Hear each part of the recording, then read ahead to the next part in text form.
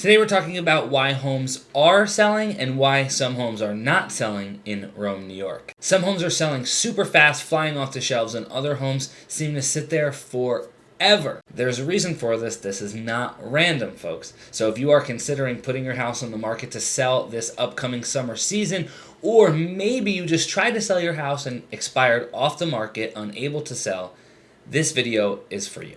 I'm Cameron Stewart with the Homes by Cameron Stewart Real Estate Team, powered by eXp Realty. And I'm in this market every day, in the thick of it, understanding what works, what doesn't, how buyers perceive things, how sellers perceive things in this current market.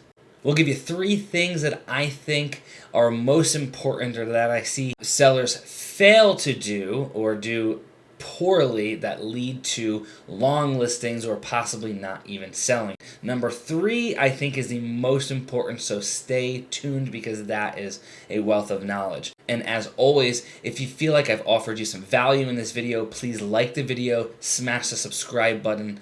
I'm trying to provide as much value as I can to you guys, so stay tuned. Okay, so number 1, bad photos. Guys, we see this all the time. See grainy, blurry photos. They're taken at bad angles. They've got toilet seats open. They've got stuff in the toilet. Sometimes I've seen, I know that sounds crazy, you've got animals in the pictures. You've got dirty windows. We've all seen it.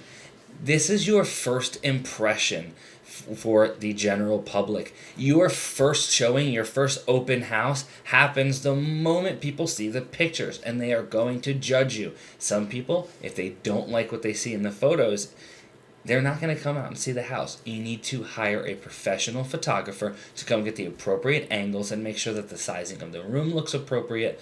You know, we've all seen images where the room looks huge, we get into the room and it's tiny small, right? Or the exact opposite, the other way around. We do not want you taking your own photos. We do not want cell phone photos. We do not want photos taken off of your grandmother's Nokia phone that you play Snake on sometimes. I mean it, don't do it. And you know what really makes me mad?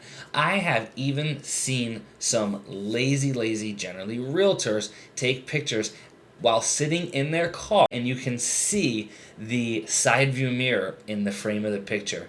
That is ridiculous. I don't know how sellers put up with that. I would fire my agent immediately if they ever did that. So I know this sounds silly and basic, but we have to get back to the basics, folks. I see people making this mistake all of the time. Do not take photos yourself. You only have one first impression. You need to make the most of it. Get excellent photos from a professional real estate photographer. Number 2, cleanliness and decluttering. This one, it's absolutely terrible. It drives me nuts. If you are going to sell your house, you need to present your house as if you want it to be sold. It needs to be clean. It needs to be decluttered. If you have a garage, put things in the garage.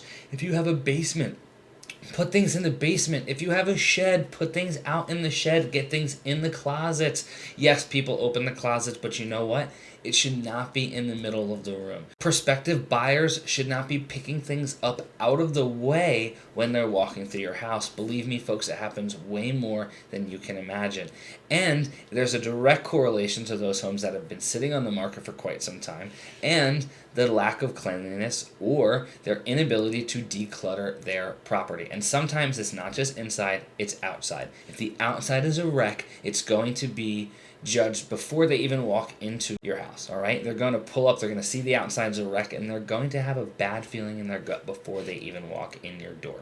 Make sure you remove the personal items. Don't have quirky pictures on your walls of, you know, when you went to Rehoboth Beach, when you were in grad school and you were absolutely inebriated in the photo. Take that off. Don't do any of that, okay? If you're a diehard Buffalo Bills fan, but it's gaudy Buffalo Bills stuff everywhere, you may want to take it down. Listen, I like the Bills as well. I understand. But we have to be real here. We have to appease the person who's walking through our house and imagining what it's going to be like for them to live there.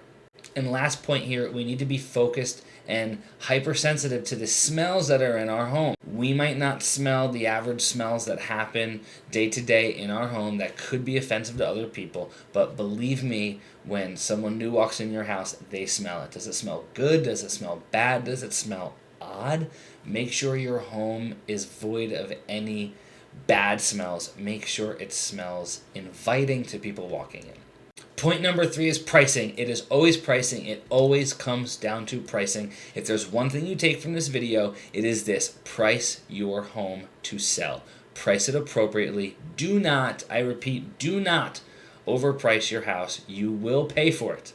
In Rome, New York, and the general Central New York area, the average days on market is 14 days. That means from the day it lists for sale the first time and the day it goes under contract is about 14 days. All right. So anything over that is considered a little long. Anything under that is considered a better than average sale time from the seller's perspective. Number one thing that will lead to your home being on the market more than 14 days or maybe even over 30 days is going to be the initial price. If it is too high, buyers will not pounce. We are in a market where buyers are very informed. They know what's out there. And quite honestly, they're willing to drive 20 minutes down the road to the next town if they find a better deal.